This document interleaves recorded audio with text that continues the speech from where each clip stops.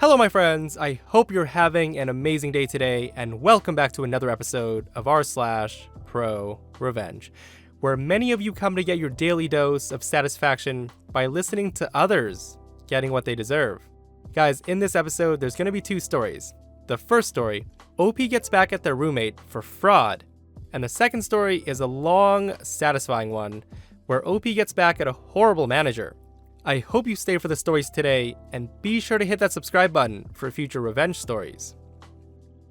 This first story is titled, Roommate Thought She Was Sneaky, Ended Up Owing Me $400, and Got Suspended. So this happened during my second semester, dorming at my college campus. I had met my roommate at orientation, and could kind of already tell that she was gonna be a pain in my ass, and I was right about that.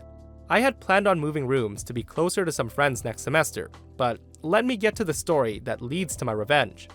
On campus, you had to pay for meals using your student ID, which had a certain amount of money on it each semester.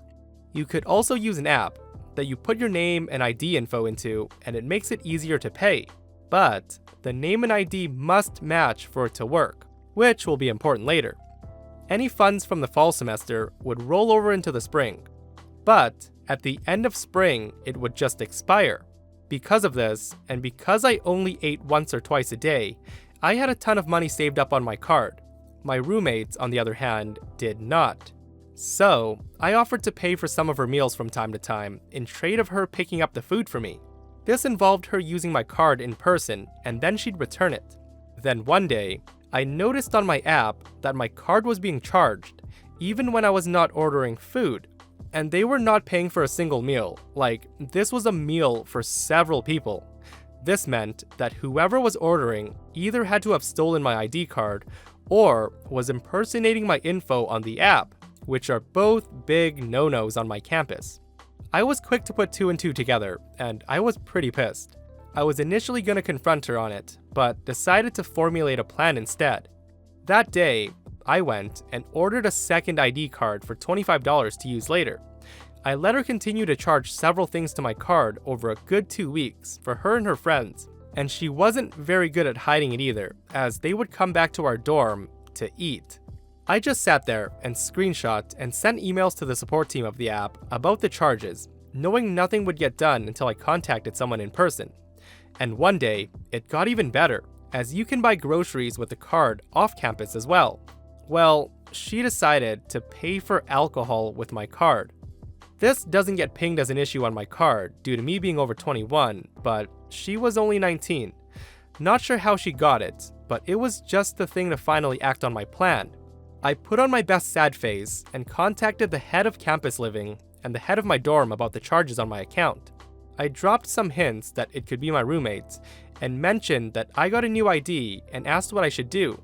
I was told to order a new card, and once I got it, to deactivate my current ID and use the new one for purchases now. This would leave my old ID with a balance of $0, and also to ping if someone tries to use it to buy anything. They also told me that they would be visiting my dorm to discuss the issue with my roommates. I accepted that and waited. They sent the confirmation email that they would be visiting, and I just decided to add more fuel to the fire. My roommate was groaning about not having the funds for food in front of me in our dorm. I told her that I couldn't really help her, as I was running low on funds as well, and she just kind of laughed it off, left the room, to probably go and use my old ID. I deactivated my card right after she left, and surprise surprise, she used my info to pay.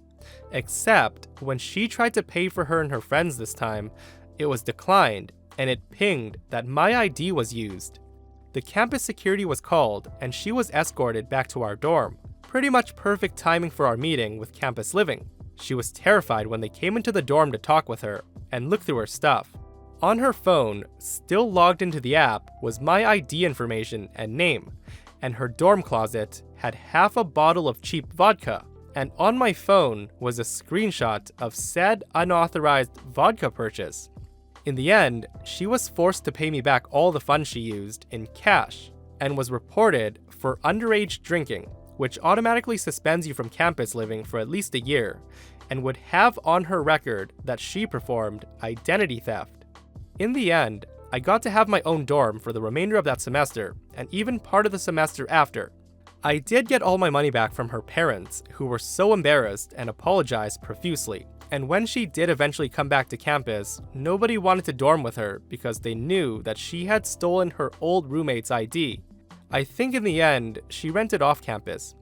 Now that was some textbook revenge. Perfect example of giving someone an inch and they take a mile. Buying food for yourself on someone's dime without the person knowing is bad enough. But using OP's card to treat yourself and your friends to food, it leaves me speechless. I keep telling myself that the roommate was buying food for less fortunate people to keep me from blowing a frickin' fuse. This story's titled, Fire Me Before I Quit? I Ruin Your Life. Since I'm still in school, I took a job at a bakery of types, which I won't name. The place has bread in the name, but also sells overpriced salads and sandwiches. I worked there for close to a year, where I had this boss named Betty, which is not her real name of course, and Betty and I didn't get along whatsoever. She had gotten the previous general manager to quit because she had an affair with him, and she threatened to tell his wife if he wouldn't quit his job. He quickly left that job, and she was promoted to the position. I didn't like her, but I have to respect the dedication to be general manager of a small-ass store. When I first started working there, I was respectful, but she would do things that would get on my nerves. For example, I would clean and mop all the places that I would be told to do, and once I was done and relaxing for maybe 5 minutes, she would run out of the manager's office screeching, "Why aren't you working?" She would glare at me, and I would see her accidentally drop an entire pot of brewed coffee onto my freshly mopped floor for me to clean, so I learned quickly to always look busy. Once she realized that I was gonna kneel and kiss the ground that she walked on, she started dropping my hours. The store ran on a Game of Thrones type politics for who got promotions and raises, and somehow all of her friends were managers and would bully the rest of us. She was barely at work. She would drive to my job just to clock in case corporate decided to check on her hours. So basically, she was stealing hours. At our work, when you clocked in, it printed out a small piece of paper telling when you clocked in. She would just drop them on the floor for me to clean up. I would usually pick them up and stick them into a pocket. So this led to me finding Betty's clock in and clock out stubs in my pocket at my house. And this will be important later. And did I mention that she was super racist? One day at work, she walked out and told us, "When you're on the clock, I own you." We were all people of color, and she wasn't. When we all reacted to look at her, she backpedaled and was like, "I didn't mean it like that." This will also be important for later. So after a while, I got sick of practically begging for hours, so I got a second job. I wanted to drop my hours, which were already barely a day a week. But suddenly, when I got my new job, she scheduled me for every single day of an entire week.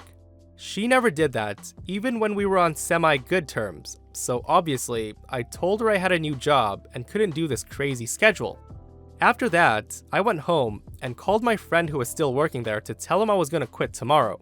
He has a bad habit of putting his phone on speaker when he's cleaning at work, so Betty overheard this obviously. The next day I walk in, go through the respectful motions of saying, "Thank you for the opportunity, blah blah blah."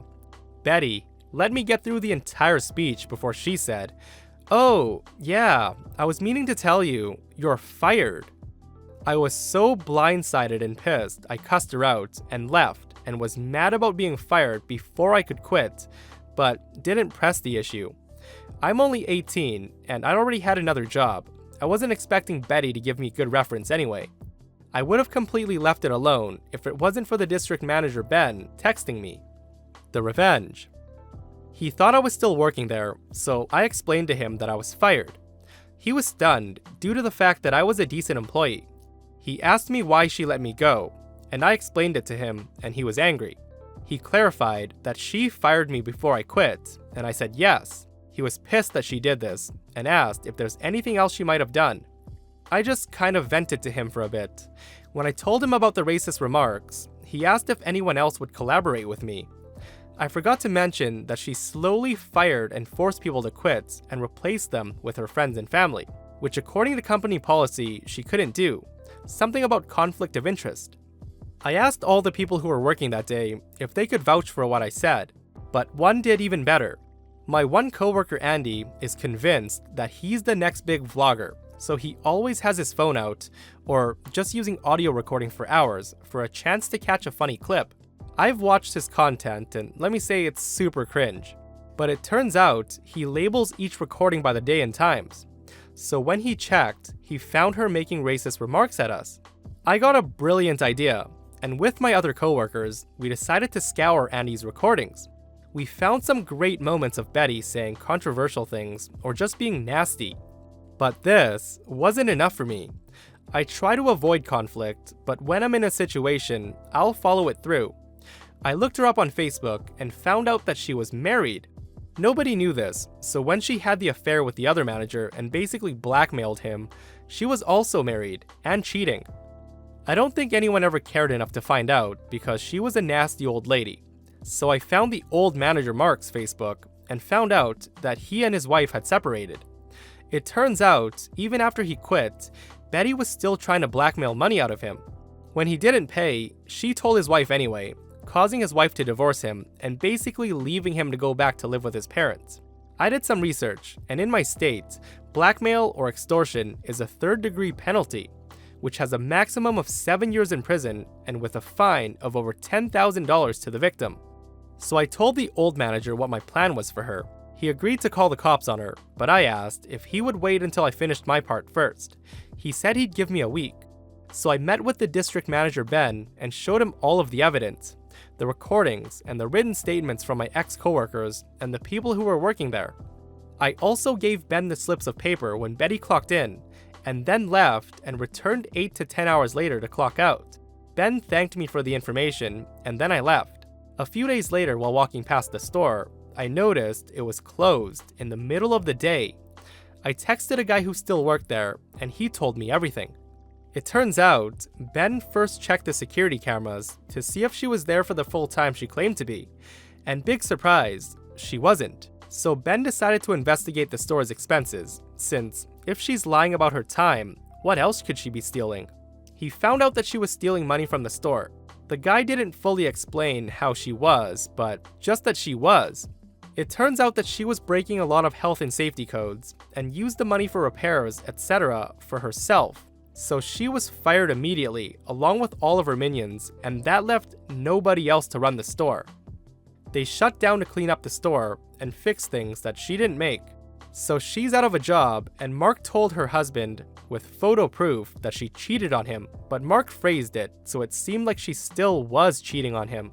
So Betty's husband flips out and decides to divorce her, and Betty is the type to post everything on Facebook. She's begging someone to let her stay, but all of her friends and family totally bailed on her, so she was living in her car looking for a job.